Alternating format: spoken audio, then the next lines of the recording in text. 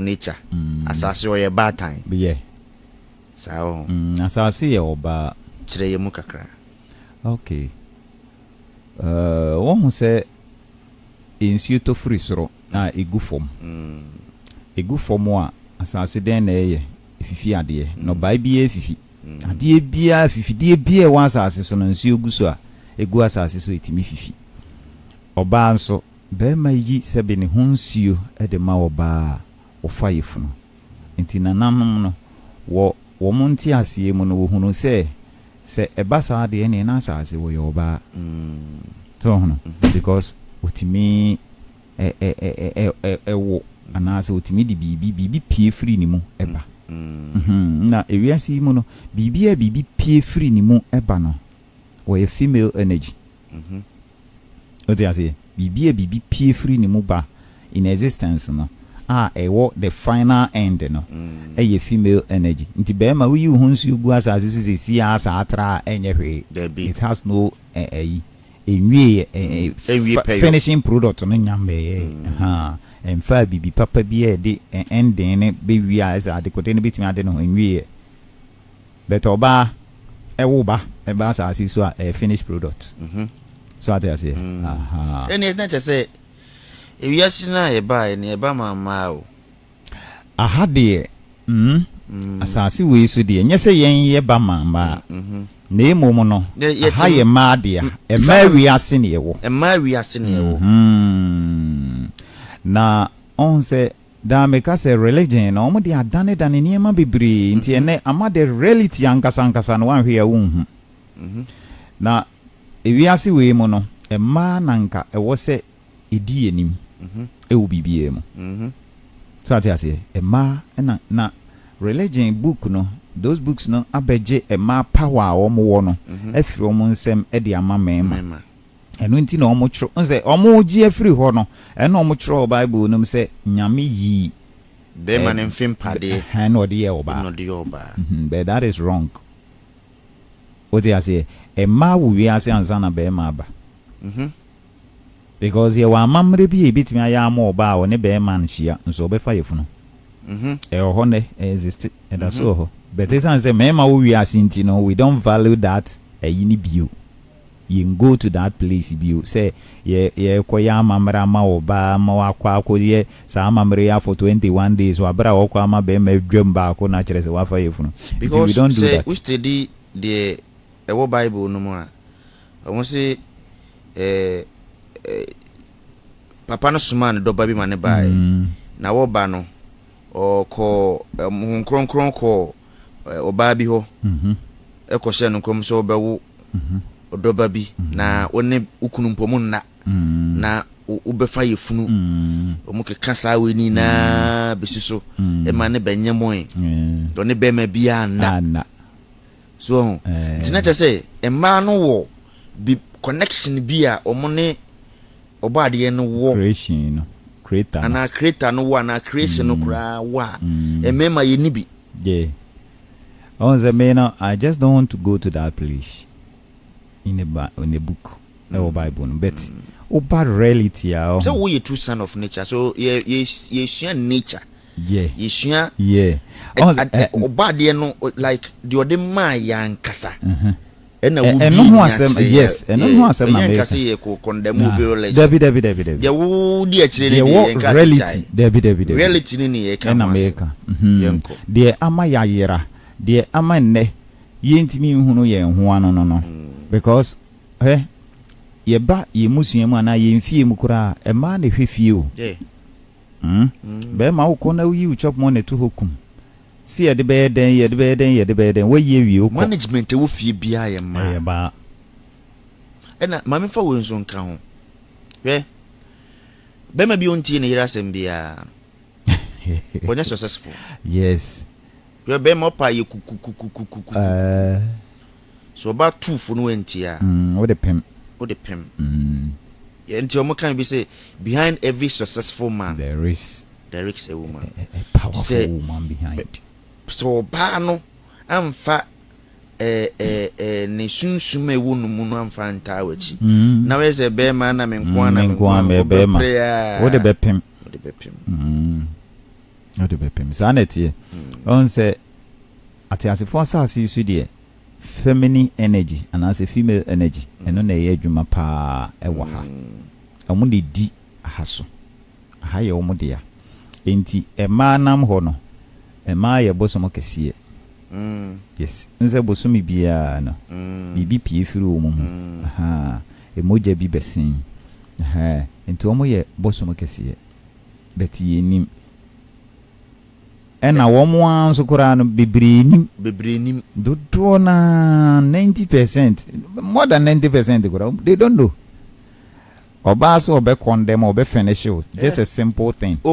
kete obe finish it sia obe mo abegina ko zero sia na on say e manu dodo na nim wo mo ho nti no bema timi eje oba de ye yaja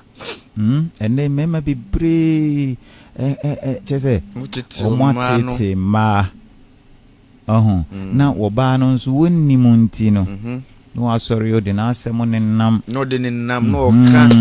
eno de bidi nam baby no cheche na asemu bebre now so there are so many simple ways a ubitimi edi wasem anka wunhia ubia wunko bebia but then American lack of knowledge my people perish because that knowledge that wisdom no you are tarnishing the image at the amount and ram be free ha and mama be free me okay o se akromfo ha no akromfo so dey to he ni nahwem was a bla mafum wo mo awiem ana oga na se mama bodua oh yeah okay eduabo ye very good brad you obeka kire o say eduabo enye bia no sini who because you are seeking for justice okay no dey say me to wa me wiame a na me bodua aha bibia nko kan papa enye de enye kire de but u bodua na enipa baako bi enya no na wo mu nyina di wo mu wiewia nyina di wo mu ni ehuna nobody will come and steal you again. I quite remember me coconut joint bi edi ba ma bofro bi wotema na medical see kwa ho 3 days pepe na obi be ma the whole table na ma born kama design adequate aye ne kama no ombetam de koi di be call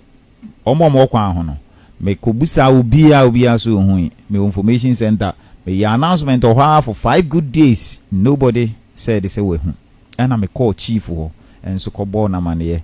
Emma no so Emma mesa ya announcement another 3 days e kan ho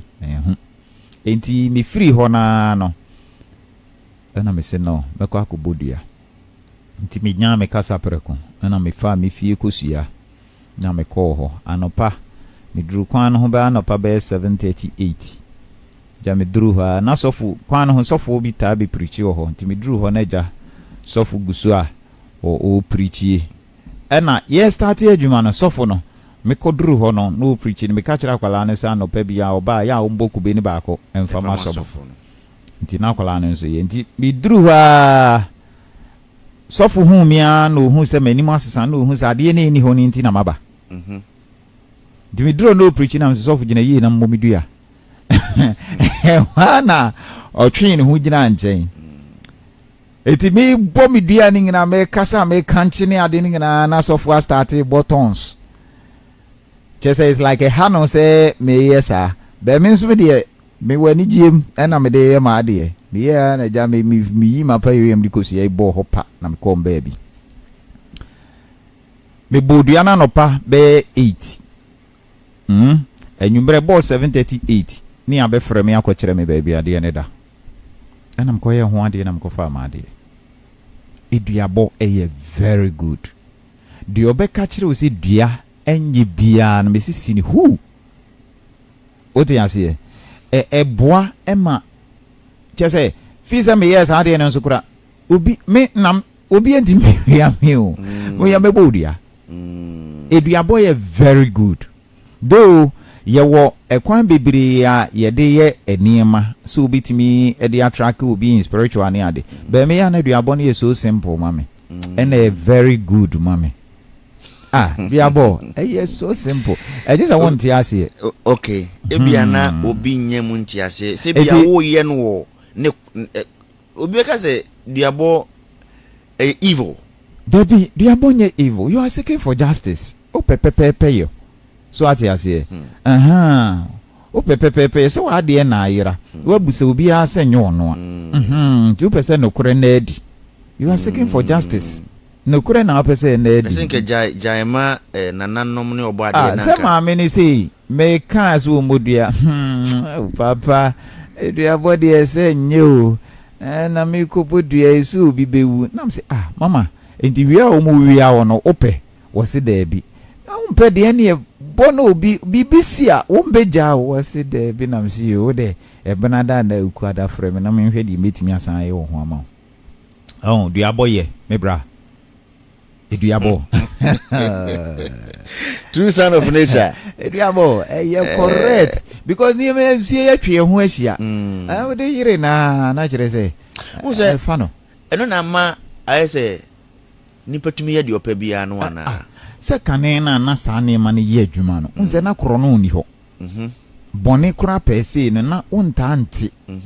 bete ne ye ko wura so dem no na boni ado so no because men can say MP president whoever beba be gina ho age bible yi the okoko to them beba be gina ho aso bible mu edi atoro finfram am ye di ni nua ye den atom ye di ni nua betom ebi edi tro mani nua bi kwa ho kwa amanem ebi mu be di atoro be di o man sika nanka omu sai eni emu omu kusua ifie kusua ba akopɛ just sanga one pe ba akopɛ sei ken fashion form na ya de kasapreko aka ne ho adidie a mi bedie okay me for my sika 1 cedi yo Antoine whoever yo ensa bi ensu ahodo atwe ho ahia yo ya bonsuo be du e de ama no no de nsan egu ho ma nsuo etumi abegi anom de kosua yere so yo papa wo suru kura so be di o man sika 1 chai osuro obi asuro so yeah blacks no that is our way of life ye no yes because bibini nsuro sikan onsuro prison onsuro ba ayana medwen ho eko echiri kakra se peni bi ba bedan bibie dia ayana nananom ba ho ba yimpae yeah se omo inaugurate bibia nananom koko yimpae so for ko bompae na we muslimi fo nso eba ekoko bompae but the ban swearing in na yem praying omo frɛ nananom yem praying ho de the ban swearing in na omo the bible na Quran no mi depend no mo yi nananom no mo de na den say ye de na original papa no ye de na papa no na mo so mo prese mo ke we say o man we no na maka no constitution na sa nkrofo bi de ahye ombotum na se nkie nyina ye adwene awesa bomu a nke be man mo de sa na ma na ye den ashim na mai se mati ada enye ni ati ada papa constitution no mudinim Debi enye ni ati ada o man nyina ne se ye frɛ ha se ye se the Christian country yanka se traditional country but before Christianity be ba na we are there before edi ye nyini chen o edi ye mpre ho abotre kakra ebeduru ho on se o ma fe sao now se spirituality move by ana empenifon bebre kura gina ho kase bi kase se nki enyusu saade no nti me se eba omo modidi amen no mo kasa na so omo sua hu no omo seek justice no ebi ti me beka senka yema MPs ni presidency omo betena so anka omo nsu anfa nsan kosua but en American omo didi mu nti no besanso omo didi mu no omo ni di mu nwie nti no omo mpene ema saade no ema so omo mpene me ema so enti eja asofo suro mo o bebre omo suro mo bebre se ye ho no mbeje ne yema na de kono mai sa ebi mo bebre de ye de ne ya sor bebre omo de ohishase yes sa bibiri send right kan ho asem bibiri ba mo ya na ye mpese ye betena ha kanina because ebi mu dibuo ni die mai so ase we dey ma memra question we so etifo bi akohia dem ho apon omaba omutie we say ebi mu sofo ni bi mu bam ho maybe sa you were mixed religion ho there be mixed religion so what the American say na omo kire ne kase obenyuna yenyuna obeyehia na obetuma yenyuna ayehie at the same time tio me too sofo na wo no wabegi tumi e wo bia yen mu before no sofo no ono oba mo manim a kokowo mu ne de wo som nananom paa o anase oyetumi no na pede e de ma no but in the face of you no I and you no and no pretend so as I say can you pretend in the sight of Yahweh and our God when we say God and that maybe what okay can you pretend in the sight of people I will lead you almost say they are worshiping unquote creator emfaso a wo nya firi mo ho nintin there's nothing called creator wo worship no said that because honhom no na som yen som honhom omo na som yen enti se honhom na som na obi gina ho na o ye mompa momma afode ani ade so no di obenya what is it only yourself on personal di wo nya o mo ho nti no dem baby anywhere fa ne ho ono no odi oye yes se kokoa mu no bia tumi ni pe akoko bosumi bia na ochu bia no twa mana so eno enye wo business ono na de ono kokoa bia na ochu ye bisimi me nipa bia 1000 embra ma sorry omo ba omo ma afode ma minya sika kese nti hwan tumi e diwe na yes ade ma me waye wawie nti amba na ochi ni nduru no munyina mbeba okura dom no mbeba baba toko mbeba chese affordable ne die akese fa waye na die won kokoa yes o manipulate mu serious odidi mu adwene ho serious pa onse ewiase we na ngasa ewiase we no there are so many things that cause behind the scene are you eniyema koso yini na ifra na ya adwene mu na mbi adwene nze na no meka say ye wa adwene aniwa eniwe no de ehunu no enye meka say ni nyina na ya adwene di ekiri ye mfa adwene ni ntutu eni ni ho se de ye ni hui nka de me hwe wo TV so yi wo se me mama adwen ekoso mama okay te se wo hwe movie ne a show was screen so wa ma wa adwen anko concept na omodi ye movie ni mu you will never understand movie no said yet ana meboa eje sa na opa akire sa na me pa akire okay enti se wono o hwe movie na wa adwen ni akire a de omo ye na se wo hwe mfoni keke wo hwe ubetena ho saa na esi na wo hu hwe efe na ko bi so bi se na odi omo ye kra no omo pa kire se enti na meka se eni angazangaza na wo tirim de odi we ni de tokura de wo tirim no ehwim chese ehwe tru efem ne ma hu na de be de wo hwe na angazangaza de wo tirim wo tirim de hwade no wo tirim eno no kan senses no ho ana yes eno na ye eye sense na ni sense na ngazangaza se wo hu se obi gina ho a se o eye sense ni ye adwuma obetime read ne ho se asem si we yes gina ho anyi ni papa yes ana oye oye say ana oye say eno na ultimate detective ehunu bibi either good or bad okay okay back to our what the baby ura senses the mobile but ye beba de na ye di hu nkomo ye sha say free asase ya ho na asase ya ye beba ho okay na che say nimpe bia ho a o senses no ehu hia so be use ehu hia nti due to say before yen fire senses no nya adwuma nti na ma edu bebia na mo dada ye no ti on say yen no ye before no ye taje asemo a wani hunu yi o nso bi ka kire wo a na waje atom so as I say ye mpede de anyway ebi hunu ene yaka ne mpembe bire no obi hunu ade no be ka kire wo kra na ansa na chese wo ani hunu ye kra na utie de nipa na kan utimeje etom obi betimi bi a fa ne se wo no ba wo fie wo hunu so wo ye ngwala abone se mbi ada no obi abe ka kire wo ba kwaku wo ya kwala bone wo nso anene ti wo hunu so ya kwala bone bi ya o no so kan no waje adi na kire se wafa ho de betan akwala na ase afi na obi okra wo hwe ni na obebo akwala no so enso nke nipa bia wo ti asem wo se wutimi enya botere na wo hwe se de mete no so it is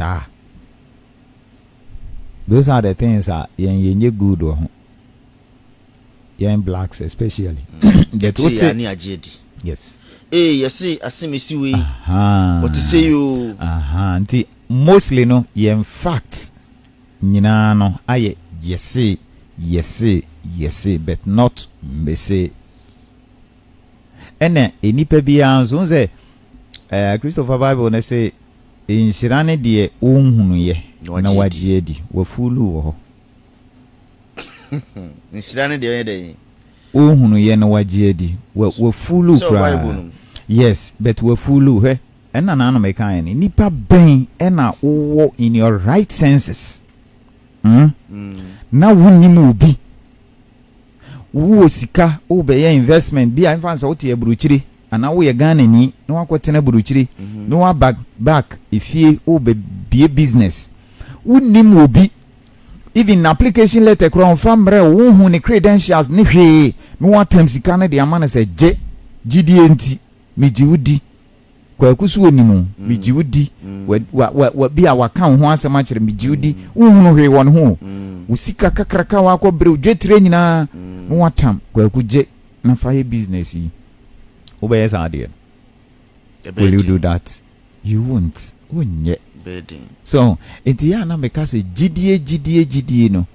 eye 50-50. It could be right, it could be wrong. Gidi say sade no modi abehiem na ma asofofo ne bitumi dupi asore man says so say omo ehun gidie say 100%, but over the reality na gidie 50-50. Intinka ono oso omo kan simple gidie ne de onfa ni o say inshira ne gidie o say inshira ne de ohunu ye na waje edi nti uhunu ye na na abehye wonkom say wo ba beko abrochiri ana wo maame ne nua bi a wonnim no kra wa abrochiri e ba befa wo nti bebo afọ de say 100 million na obeba befa wo bosome miensa do ko na ko tam 100 million na de akoma no wasi gidie ne de asem no isra ene de ohunu ye na waje adie uhu ade no yes say eno na ma omu nyina ko wura so dem because ye catch us say Yesu bi ye de eba of which Yesu kono unhu no dawo ka wo say ye resa ensem na ho what is asem no you need to digest it in your mind but we base on the holy book on say hwe ene gidie no ama ene yen ensem gra ye kan eye ndokre krojin no the real thing no people don't believe it ena o kan so a obi hwehwe busa say book ben mu ena hu because we every book we never nti wo hwehwe say bi a a certain book be a bigger than this book na no mu book ewo tirim yes there's no book bigger than your brain brain. Yes, there's no computer which is bigger than your Yeah. brain. There's nothing on this earth here which is bigger than your brain. Yes, I once studied this. The mind is 1,000 faster than the computer. It's a biggest tool of which you can use to do everything here. And the big gadget. Yeah. Because you see, according to research, what do you need saying? Hey, me say ni pages e woda. Woda na wona nikum kra. The brain is working. Yeah. I just woda nikum. Hormones ni adwuma. Bi chese ade a nipa enye we are enye adwuma yese woda hwa digestion system nye adwuma. Eno nko na break kakra anase stop. Bibi ye adwuma. Senses ni na. The brain is working. Bibia. Enti oda na brain nso so wada. But utumi kase me da ebobe 11 a was say me sorry baby. Say hormones no brain no connection no. Enye ba ko a obedatra. But say wo right senses are 11 the best so pepe what bo piti no sorry. Utumi say sorry.